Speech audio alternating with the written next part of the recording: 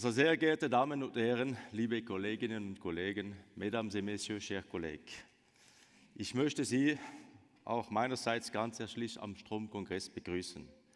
Das Vorwort im Programm zum Stromkongress beginnt mit dem Satz: Strom bewegt sich täglich mit Leichtigkeit und Lichtgeschwindigkeit durch unsere Netze. Das ist sicher aus Sicht der Konsumenten gut und richtig so. Für Swissgrid als Betreiberin des Übertragungsnetzes zeigt sich die aktuelle Netz- und Energiesituation von einer eher angespannten Seite. Von Leichtigkeit ist gerade nicht zu spüren.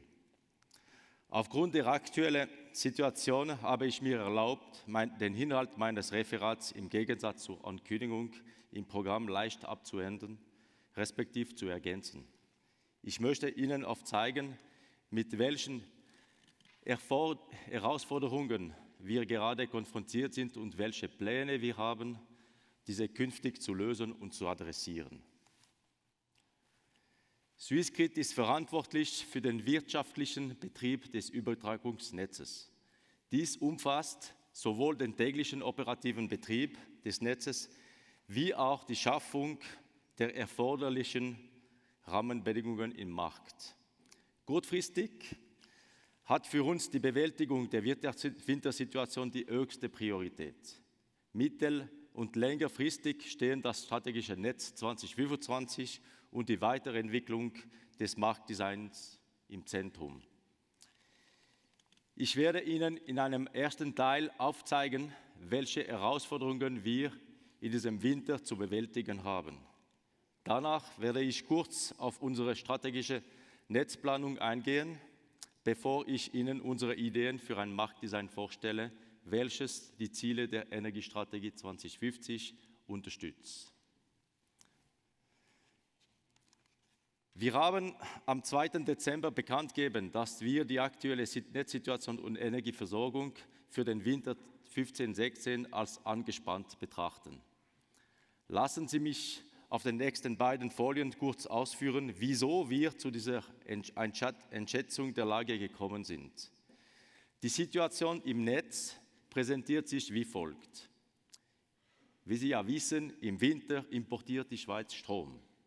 Normalerweise werden rund 10% der Produktion in der Schweiz in das 380 Kilovolt Netz eingespeisen, 90% auf der 22 Kilovolt Ebene. Die Kernkraftwerke Leibstadt und Gösgen und 3 Speicherkraftwerke speisen ins 380 Kilovolt Netz ein. Die Kernkraftwerke Betznau und Mühleberg und übrige Speicherkraftwerke speisen ins 220 Kilovolt Netz. Und es gibt auch weitere Einspeisungen im untergelagerten Netz. Die Versorgung wird aus dem 22 Kilovolt Netz eingespeisen. 90% der importierten Stroms wird über die 380 Kilovolt Leitung importiert. Das heißt, es muss eine relativ große Menge runtertransformiert werden. Und leider, die Transformierung 380 und 220 Kilovolt ist begrenzt. Und die Transformator stoßen häufiger an die Belastungsgrenze. Zur Entlastung der Transformatoren sind Eingriffe in der Kraftwerkeinsatzplanung, die sogenannte Redispatch-Maßnahmen, notwendig. Die Exporte verhalten sich gleich wie die Importe. Wenn wir die Schweiz betrachten, also auf dem Slide hier, also betreffend Energiesituation, hatte ich zwar in der Zwischenzeit die Lage mit der Wiederinbetriebnahme von Wetzno 2 leicht entspannt. Von Entwarnung kann aber noch keine Rede sein. Eine zeitgleiche Verkettung besonderer Umstände führt diesen Winter dazu, dass die Energiereserven knapp sind und wir mit einem Versorgungsengpass konfrontiert sein könnten. Die Füllstandskurve der Speiserseen zeigt, dass diese im Vergleich zum langjährigen Mittel- und unterdurchschnittlich gefüllt sind. Aufgrund des trockenen Sommers und Herbst führen Flüsse im langjährigen Schnitt weniger Wasser, was die Stromproduktion aus Laufwasserkraft verringert. Das Kernkraftwerk Betzno 1 ist aktuell außer Betrieb. Damit fehlen in der Nordschweiz noch 360 Megawatt Einspeisungen ins 220 Kilovolt Netz. Dadurch fehlt der entsprechende Teil an Bandenergie. Die fehlende Bandenergie muss über anderweitige Produktion wie beispielsweise aus Speicherkraftwerken kompensiert werden, was dazu führt, dass sich die entsprechenden Seen rascher als in den Vorjahren entleeren. Die Nettoimportkapazität ist limitiert durch die Transformatoren. Also je kälter der Winter wird, desto mehr Wasser braucht es also in der Badewanne, damit einfach die Versorgungssicherheit der Schweiz gewährleistet ist. Man hat ein bisschen gestern darüber gesprochen, also die Rolle und Verantwortung. Für den Netzbetrieb und die Energieversorgung sind unterschiedliche Akteure verantwortlich. Als gesetzliche Grundlage für den Netzbetrieb und die Energieversorgung dienen einerseits das Strom-VG und die Strom-VV. Andererseits aber auch das Energiegesetz, das Wasserrechtsgesetz und das Landesversorgungsgesetz, wenn es um Energieversorgung geht. Grundsätzlich liegt der Netzbetrieb in der Verantwortung des Übertragungsnetzbetreibers, also bei der Swissgrid. Für die Energieversorgung der Kunde und Intermediär sind die Bilanzgruppen zuständig. Das heißt also, es braucht eine Kooperation in der Branche. Wir müssen zusammen Lösungen finden, die Importe und Exporte so zu steuern, dass die Versorgung bis im Frühling hinein sichergestellt ist. Zusammenfassend kann ich sagen, dass es weiterhin Maßnahmen zur Entspannung der Situation braucht. Durch die Wiederinbetriebnahme von Betzno 2 wird die Situation leicht entspannt. Es gibt wieder mehr Einspeisung von Bandenergie auf der 220 Kilovolt Ebene und es sind dadurch auch mehr Nettoimporte möglich. Die optimale Nutzung der verfügbaren Nettoimportkapazität sowie ein aushälterischer Umgang mit den Speicherinhalten ist weiterhin nötig für eine sichere Energieversorgung. Aufgrund des generell tiefen Stromverbrauchs und den tieferen Preisen während den Feiertagen werden wir erst in den kommenden Tagen ein detailliertes, aktualisiertes Bild über die Lage haben. Swissgrid beobachtet die Lage kontinuierlich. Wir sind auch mit den entsprechenden Behörden in regelmäßigem Kontakt und tauschen uns aus. Alle relevanten Informationen können Sie auf unserer Website einsehen.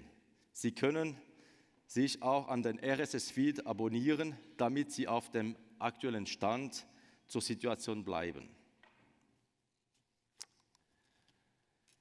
J'aimerais continuer mon discours en vous parlant du réseau 2025. Swissgrid a publié au printemps de cette année son réseau stratégique 2025, destiné à garantir une sécurité d'approvisionnement du pays et plus particulièrement de couvrir les besoins qui accompagnent le déploiement de la stratégie énergétique de la Confédération à l'horizon 2050. Le processus pour la définition de ce réseau stratégique n'a pas été conduit unilatéralement par Swissgrid, mais nombre de stakeholders y ont participé et ont également confirmé les besoins qui y sont définis. Les problèmes auxquels nous devons faire face cet hiver ont été observés dans l'élaboration du réseau 2025 et plusieurs mesures correctives à moyen terme ont été identifiées. C'est cependant clair que les mesures identifiées à moyen terme ne sont aujourd'hui pas encore mises en place. Ce que nous pouvons apprendre de notre situation ou de notre expérience cet hiver est que non seulement le réseau défini à l'horizon 2025 sera capable d'accompagner ce tournant énergétique, mais également que les projets qui y sont définis doivent absolument être réalisés, et cela dans les plus brefs délais. Le premier jalon étant l'arrêt de la centrale nucléaire de Mühleberg en 2019.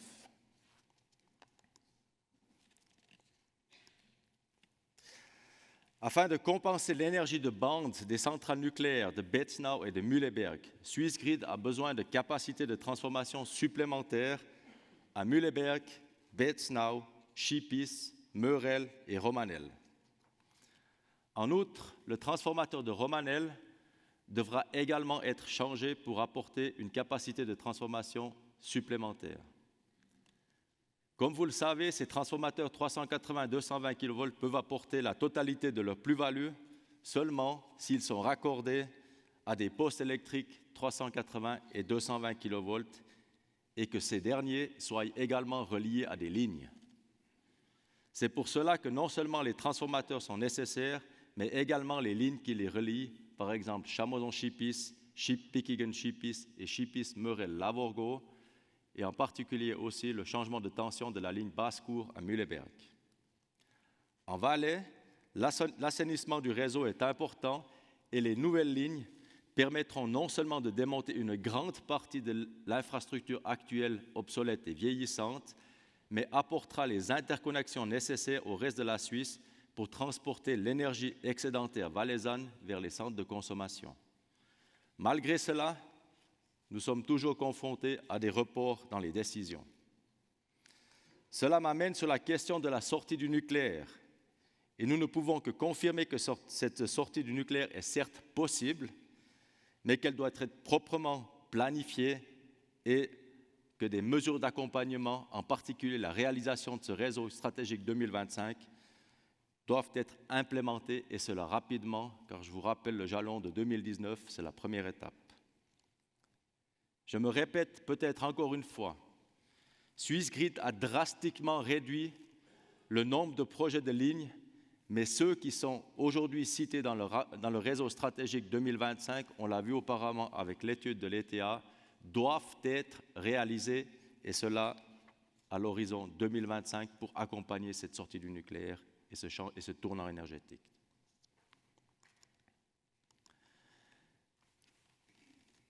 Pourtant, les seules mesures liées purement techniques à l'élaboration de ce réseau stratégique ne suffiront pas à accompagner la stratégie énergétique 2050. Les designs de marché doivent être aussi adaptés aux nouvelles conditions cadres. Tout d'abord, il est nécessaire de décrire quels sont les défis auxquels nous devons faire face.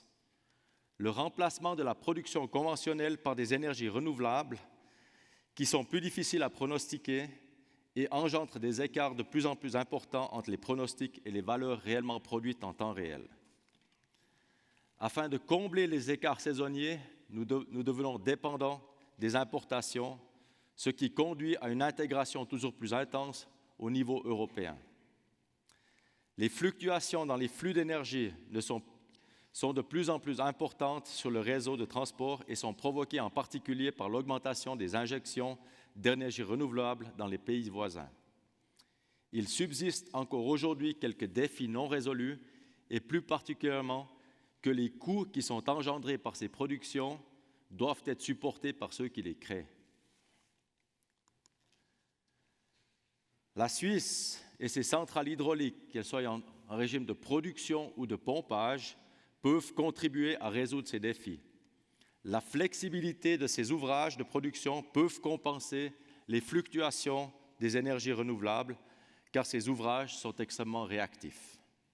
Les centrales électriques suisses peuvent également apporter une solution non seulement en Suisse, mais aussi dans d'autres pays européens si les processus des TSO sont bien intégrés et que le travail ensemble fonctionne correctement. La production hydraulique a une forte acceptance en Europe et pour des raisons évidentes de sources non polluantes. En conclusion, nous pouvons sans autre dire que la production helvétique a une valeur importante, et non seulement en Suisse, mais également en Europe. Les groupes pilans jouent un rôle important dans le marché de gros. Les acteurs du marché doivent être équilibrés entre la production et la consommation. Cette responsabilité n'est pas applicable aujourd'hui pour les producteurs d'énergie renouvelable, car les coûts des déséquilibres sont répartis sur l'ensemble des consommateurs.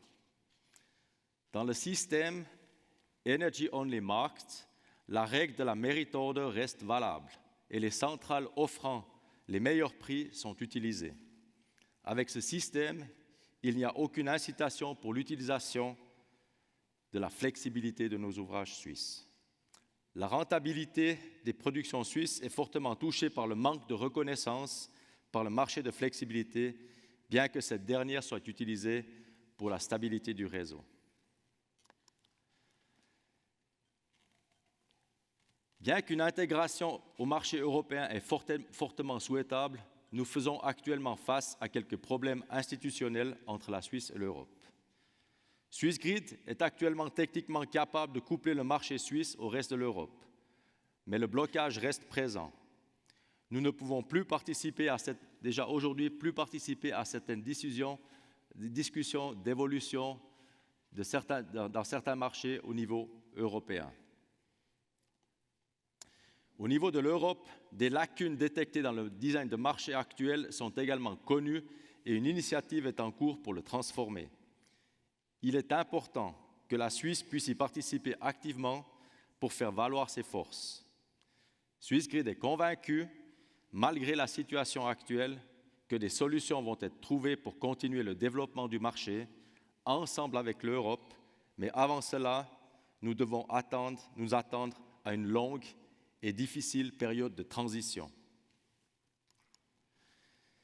Swissgrid a développé des propositions pour un nouveau design de marché.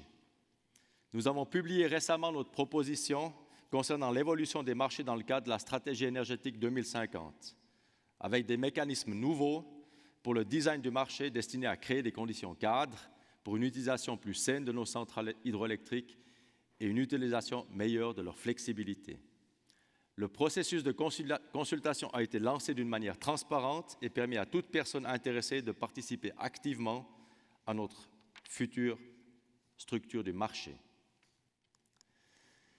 Si l'on parle un peu plus en détail des mesures proposées, on s'oriente vers 3 points fondamentaux. Tout d'abord, une intensification des signaux de prix pour une utilisation adéquate de la flexibilité des centrales hydrauliques suisses et ainsi également des capacités de stockage de nos ouvrages.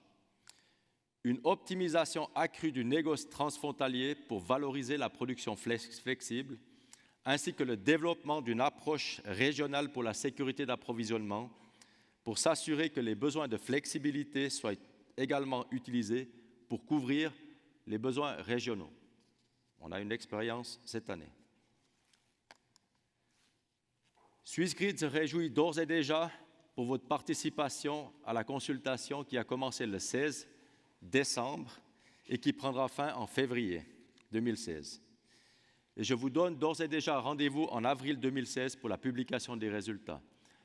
Tous les documents sont accessibles sur le site internet que vous voyez sur le slide, consultation.marketdesign@swissgrid.ch.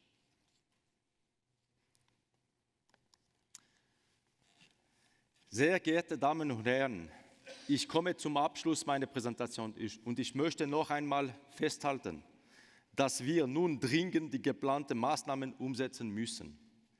Weitere Verzögerungen der im strategischen Netz 2025 vorgesehenen Maßnahmen führen potenziell zu einer Verschlechterung der Versorgungssicherheit der Schweiz. Es ist wichtig, wie in der Strategie Stromnetze vorgesehen, die Verfahren drastisch zu verkürzen, damit wir mit den Projekten rascher vorwärts kommen und damit das Netz sicher betreiben können. Bezüglich Markt sollen die richtigen Anreize geschaffen werden. Das heißt, er muss so weiterentwickelt werden, dass Flexibilität künftig adäquat vergütet wird. Ich danke Ihnen für Ihre Aufmerksamkeit und wünsche Ihnen einen schönen Tag.